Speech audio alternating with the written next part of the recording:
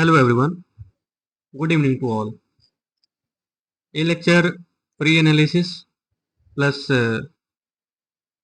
आज का जो ट्रेड सेटअप तो कोई बना ही नहीं था, आज कोई ट्रेड में भी मैंने नहीं दिया था। पोस्ट एनालिसिस होगा, मार्केट पोस्ट एनालिसिस, और कल के लिए स्ट्रेटजी, जो कल कैसे मार्केट का डायरेक्शन रह सकता है, स्पेशली कल एक्सपायरी है सेंसेक्स का।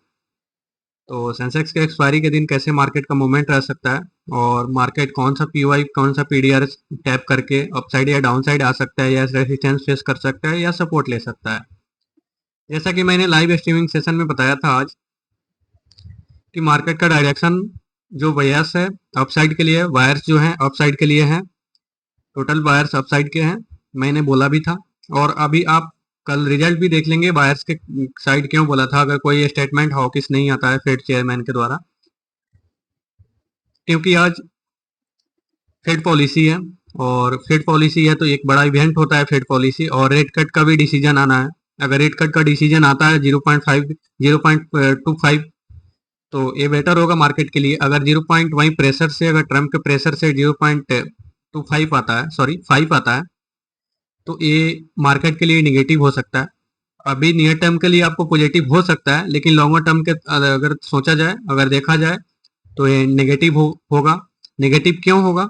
रीजन ये है कि अभी नियर टर्म के लिए तो मार्केट जो अमेरिका का डेप्ट है उसका जो इंटरेस्ट रेट है वो घट जाएगा, पे करना कम पड़ेगा। लेकिन अगर लॉन्गर टर्म में देखा जाए तो रिसेशन का खतरा फिर बढ़ जाएगा। और जेपी मॉर्गन से लेकर जो बड़े बड़े बैंक्स हैं वहाँ का, वो भी वार्निंग भी दी है कि अगर बड़ा रेट कट होता है तो ये अमेरिका के लिए खतरा होगा और रिसेशन के में जाने का खतरा हो सकता है। तो अगर फिर चेयरमैन पे कोई दबाव आता है ट्रंप के द्वारा, तो अगर 0.5 कट होता है तो मार्केट उसको निगेटिव के तौर पे लेगा, और 0.2 रहेगा तो बेटर रहेगा। अगर 0.5 कट अगर होता भी है तो डेफिनेटली 1 से 2 मंथ में जो नेक्स्ट फेड पॉलिसी होगा वहाँ पे इंक्रीज करना पड़ जाएगा, क्योंकि सीपीआई जो होगा, इन्फ्लेशन डाटा जो होगा वो राइज हो जाएगा, डेफिनेटली राइज होगा, क्योंकि टैरिफ से एक और जो वहाँ का गुड्स है, जो वहाँ का इंपोर्ट होना बहुत कंट्री ने कम कर दिया है। जैसे इंडिया का तो इंपोर्ट बहुत सा रुक ही गया, बहुत कंपनी का इंपोर्ट जा ही नहीं रहा, बट अब जो भी अपना शिपमेंट है सब कोई रोक के रखा हुआ है। तो ये चीज़ है जिससे रिसेशन का जाने का खतरा ज़्यादा है अमेरिका को। इसी का दूसरा रीजन ये है, गोल्ड, उन लोगों का डॉलर्स बहुत वीक हो रहा है, गोल्ड बहुत तेजी से हाई लगा रहा है। रीजन ये है कि जो लास्ट जो वार हुआ था यूक्रेन और चाइना में, सॉरी यूक्रेन और रसिया में, तो उस टाइम जितने भी गोल्ड यूएस डॉलर्स में जो भी बॉन्ड्स थे, या जो रसिया के पास जो डॉलर करेंसी के जितना उसके पास कैपिटल था, वो टोटल अमेरिका ने ब्लॉक कर दिया। जिसको बाईपास करने के लिए अमेरिका क्या कर रहा है कि गोल्ड बाइंग कर रहा है। और गोल्ड बाइंग इसलिए कर रहा है क्योंकि वो उसको डॉलर को वीक करना है, और एक बाईपास अपना, क्योंकि गोल्ड को कोई दबा नहीं सकता है और ना ही इसको कोई क्लोज कर सकता है। तो गोल्ड बाइंग करने का, ऊपर जाने का रीजन एक चाइना ही है, क्योंकि वो एग्रेसिवली बाइंग कर रहा है गोल्ड को, और वो नहीं चाहता है कि डॉलर के आने वाले कभी कोई देश से अगर उसका वार हो या लड़ाई हो तो उसका इकोनॉमी वीक पड़े एक डॉलर के बदौलत। तो वो अपना बाईपास कर रहा है, और उसके साथ साथ अदर कंट्री भी उस चीज़ को समझ रहे हैं और उसके साथ जा रहे हैं। जैसे इंडिया का भी शायद आज का न्यूज आया था, मैंने अभी उसको ठीक से पढ़ा नहीं है, लेकिन मैंने बस देखा था, इंडिया का गोल्ड का जो बाइंग ट्रेजरी है वो भी इंक्रीज हो रहा है। Something around 3.5 trillion dollar gold wealth India का हो चुका है अभी तक, पहले बहुत कम था। तो इंडिया भी बाइंग कर रहा है उसके साथ साथ। तो फिर हम चलते हैं अपने टॉपिक पे। ये सब चीज़ आपको बताया, कुछ बेसिक आउट ऑफ साइड का नॉलेज।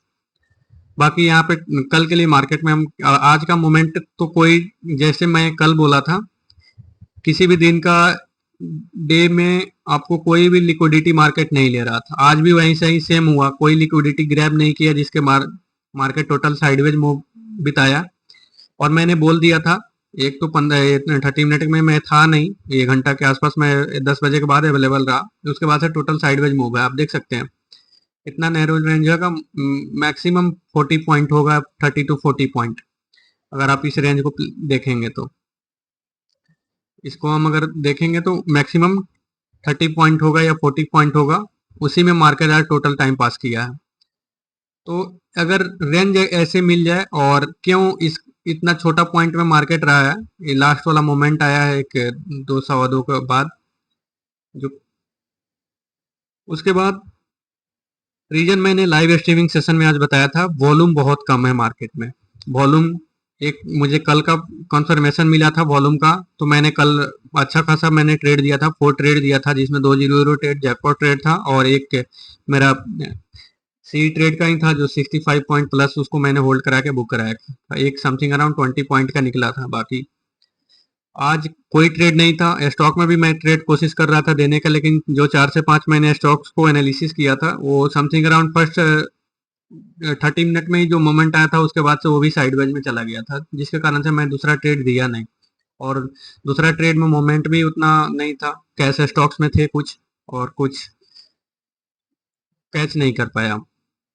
ठीक है, तो कल के लिए मार्केट में कौन सा पीडीआरएच का, कुछ लोगों का सवाल है पीडीआरएच क्या होता है। प्रीवियस डे का कोई भी, या प्रीवियस कोई भी आपका पीओआई होता है। पीओआई मतलब 20 प्लस होंगे उसमें, order block, order flow, FEG, vacuum block, gap imbalance, volume imbalance, mitigation block, reclaim block, ये बहुत कुछ आता है उसमें। ट्री कैंडल फॉर्मेशन भी होता है, बहुत ऐसा चीज, एडवांस ऑर्डर ब्लॉक भी होता है। तो वही होता है कि पीडीआरएच। तो कल का मार्केट, ये जो गैप था, गैप को तो कल ही फिल कर लिया था मार्केट। आज उसको बस लिक्विडिटी उठाया है market, total day time pass करके। और ये गैप समझिए कि आज जो ये फर्स्ट सेकेंड थर्ड, ये जो ऑर्डर ब्लॉक है ना, इसका एम्प्टी पॉइंट फर्स्ट टारगेट होगा। हो सकता है कि कल मार्केट अगर कोई हॉकिस स्टेटमेंट ना आए, तो कल गैप अप ही ओपन होगा मार्केट में, और इसका हम एम्प्टी पॉइंट लेंगे तो हो सकता है कल टारगेट गैप अप में ही दे दे, गैप अप में ओपन दे दे। मैंने लाइव सेशन में बताया था कि कल मार्केट में बुलिश है मैं पूरे। गैप अप आपको यहाँ समथिंग अराउंड, यहाँ से अगर गैप अप होता है 100 प्लस पॉइंट का, तो समथिंग अराउंड ये टारगेट दे देगा आपको गैप अप में। अदरवाइज अगर गैप अप नहीं होता है, समथिंग अराउंड इसी के 30-50 पॉइंट के अबव मार्केट ओपन होता है, तो अगर डे लो का लिक्विडिटी उठा लिया, डे लो नहीं मतलब आज के दिन का लिक्विडिटी अगर कल मार्केट ने उठा लिया प्रीवियस डे का, तो डेफिनेटली टारगेट ये होगा, फर्स्ट टारगेट आपका यहाँ तक टारगेट होगा। लेकिन एक चीज ध्यान रहना चाहिए, न्यूज आज क्या आ रहा है उस चीज को माइंड में लेकर प्ले करना है। ऐसा नहीं कि गैप अप ओपन हो और न्यूज निगेटिव है, जो स्टेटमेंट आया है वो निगेटिव है, तो फिर मार्केट क्या करेगा, टैप करेगा अपसाइड का और ट्रैप करेगा। यानी कि टैप कौन सा करेगा, हो सकता है कि यहाँ तक मार्केट जाए, ये वाला पॉइंट तक, जो डिस्काउंट जोन का फर्स्ट पॉइंट है, और यहीं से मार्केट फॉल आना स्टार्ट करेगा, क्योंकि यहाँ पे एक गैप बचा हुआ है, गैप अभी फिल नहीं हुआ। ये जो गैप है ये फिल नहीं हुआ, गैप के साथ साथ यहाँ पे वॉल्यूम इम्बाइलेंस भी है। तो अगर इसको मार्केट फिल करने के लिए आए, तो फिर यहाँ से हमको मेरा बाइंग साइड का ट्रेड बनेगा। अगर, लेकिन न्यूज पे सबसे ज्यादा फोकस रखना है, क्या स्टेटमेंट आ रहा है, और ट्रेड डील भी फाइनलाइज होने के लिए आया हुआ है लो, शायद इंडिया में बातचीत चल रहा है। अगर वो चीज क्लियर होता है तो मार्केट बूम कर जाएगा। अगर स्टेटमेंट सही आता है, फेड रेट कट भी सही हो गया, यानी कि टोटल पॉजिटिव चीज ही आ रहा है, और स्मॉल कैप मिड कैप भी बहुत सपोर्ट कर रहा है। बस बाकी ये 2-4 स्टॉक जो लार्ज कैप हैं उनको परफॉर्म करना। और हो सकता है कि कल अगर एचडीएफसी बैंक अगर सपोर्ट देना स्टार्ट किया, तो अकेले दम रखता है कि मार्केट को 600-700 तक ले जाने के लिए। ठीक है, क्योंकि अगर वो 3% से 4% भी मूव किया ना यहाँ से, H D F C bank यहाँ से अगर 3 से 4% भी मूव किया, तो लाइफ टाइम हाई पे पहुंच जाएगा। 4% का मतलब है स्टॉक स्प्लिट हुआ है, तो वो 8 से 10% हो जाएगा उसके लिए। तो उसका अभी स्टॉक स्प्लिट हुआ है, तो 8 से 10% हो जाएगा अगर 4% प्लस जाता है तो ये चीज ध्यान रखना है कि उसका स्टॉक स्प्लिट हुआ है। तो ब्रेकआउट अगर 970 के अबव ये करता है H D F C bank, तो ये सिंगल हैंड अकेले लेके जा सकता है मार्केट को अपसाइड। तो इस चीज को ध्यान रखना है। और कौन सी न्यूज कैसे आ रहा है, तो फर्स्ट टारगेट मेरा कल के लिए मार्केट में प्ले करने के लिए यही है। और इसके अबव अगर मार्केट निकलता है, ठीक है, तो इसके अबव निकलता है तो डे हाई मेरा ये टारगेट होगा। इसका मैं यहाँ पे मार्क कर देता हूँ, ये मेरा फाइनल टारगेट होगा कल के लिए। बस इसके आगे अगर मार्केट जाता है तो फिर प्ले करने के लिए मेरे पास कोई पीओआई वगैरह नहीं बचेगा, तो मैं उसके लिए जाऊं। यहाँ तक मेरा फाइनल टारगेट है, क्योंकि 200 प्लस पॉइंट है। 200 प्लस पॉइंट के लिए अगर एक्सपायरी है तो शॉर्ट कवरिंग भी आ सकता है अगर सही रहा तो, क्योंकि एफआईआई का इंडेक्स पोजीशन भी अभी बहुत लोअर लेवल पे ही है। आज का एफआईआई का डाटा मैंने नहीं देखा है, आ गया होगा लेकिन देखा नहीं है कितना परसेंटेज है अभी तक गया हुआ। तो और यहाँ पे डीजे जो इंडेक्स देख सकते हैं आपको यहाँ पे बहुत बूम में है, लगभग 1% एबव मार्केट। जो डाउ जोन्स का मार्केट है, अमेरिकन मार्केट है, 1% एबव है। अगर हम यहाँ पे गिफ्ट निफ्टी भी देखेंगे, यहाँ पे गिफ्ट निफ्टी भी हम अगर आपको यहाँ पे देखेंगे तो यहाँ पे बता दे रहे हैं आपको कितना अपसाइड की तरफ है। 80 प्लस पॉइंट आपको एबव है, ठीक है, 80 प्लस पॉइंट एबव है। यहाँ पे देख सकते हैं गैप अप ओपन के लिए हो रेडी है मार्केट, अगर कोई ऑफिस स्टेटमेंट फॉल्स आपके द्वारा नहीं आता है तो, ठीक है। तो गैप अप अगर ओपन होता है 100 पॉइंट का तो एक टारगेट ही रहेगा, वहां से एक करेक्शन के बाद फिर हम आगे के लिए प्ले करेंगे, ठीक है। और सपोर्ट, मेरा फर्स्ट सपोर्ट यही रहेगा कल के मार्केट में। अगर निगेटिव स्टेटमेंट नहीं आता है तो ये रहेगा, अगर निगेटिव स्टेटमेंट आता है तो मेरे लिए ये रहेगा। और यहाँ पे एक डेफिनेटली बाइंग आ सकता है, अगर यहाँ पे एक शॉर्ट कवरिंग यहाँ पे जीरो ट्रेड प्लान कर सकते हैं 25,150 पे, क्योंकि ये बहुत दिन के बाद ये लेवल ब्रेक किया। तो एक सपोर्ट कोई भी लेवल होता है, अगर जहाँ पे रेसिस्टेंस मार्केट फेस कर रहा होता है और उसको जब मार्केट ब्रेक करता है और एक दो दिन वहाँ के उसके लेवल के अबव जब मार्केट रन करता है ना, तो उस लेवल को वहाँ पे एक सपोर्ट क्रिएट हो जाता है और एक स्ट्रॉन्ग सपोर्ट के तौर पे हम इसको प्ले कर सकते हैं। समथिंग अराउंड अगर 50 पे है तो 10 से 15 पॉइंट हम इसको नीचे के लिए लेंगे। क्योंकि नीचे क्यों लेंगे, क्योंकि ऑपरेटर बहुत क्लेवर है हमारे मार्केट में, बहुत चालाक है, वर्ल्ड बेस्ट स्मार्ट ऑपरेटर है इंडियन मार्केट में। तो उसको कैसे रिटेल इन्वेस्टर को फंसाना है, कैसे उनको ट्रैप करना है, वो सबको पता है। तो उनसे हम 2 कदम आगे चलेंगे। हमारा ट्रेड बनेगा यहाँ पे इस ऑर्डर ब्लॉक पे, जो 4 आवर के ऑर्डर ब्लॉक है। ये आप देख सकते हैं कितना क्लियर है। 4 आवर का ऑर्डर ब्लॉक आपको इंडियन मार्केट के लिए एक ब्रह्मास्त्र के जैसा काम करता है। अगर अनएक्सपेक्टेड न्यूज ना हो तो वो उसके लिए वो 5% 10% हटा के चलते हैं, लेकिन एक ब्रह्मास्त्र के जैसे काम करता है। अगर यहाँ तक 300 पॉइंट का, 300 नहीं 200 प्लस पॉइंट का है, अगर इस लेवल तक आता है तो वहां से मार्केट डेफिनेटली कोई भी जीरो हीरो ट्रेड होगा तो 2 से 3x प्लस देगा, डेफिनेटली देगा। जैसे मैंने एक ट्रेड लास्ट नहीं 2 वीक पहले मैंने कैच किया था निफ्टी का। उस टाइम 2 वीक नहीं लगभग मंथ ही हो सकता है, यहाँ पे मैंने इस लेवल को प्ले किया था। हाँ, 1 मंथ होने वाला है अभी, मतलब 1 मंथ हुआ नहीं है। इस लेवल को मैं प्ले किया था और वहां पे मैं डेफिनेटली वर्ल्ड यूज किया था और 16 आरएस से 16 रुपया से वो ट्रेड विद इन 15 से 20 मिनट में गया था लगभग 10x। क्यों गया था, क्योंकि ये जो सपोर्ट लेवल था बहुत दिन से सपोर्ट कर रहा था मार्केट इस पे और टैप कर दिया था इसको। मार्केट क्या किया था, इसको ले लिया था ऑलरेडी और एक मैनिपुलेशन क्रिएट किया 400 के नीचे क्लोजिंग मार्केट को ले जाकर, और वहां से एक 1 आवर में टोटल रिकवरी दिया था market. Something around 200 plus point का मूवमेंट दिया था 1 आवर, विद इन 1 आवर में।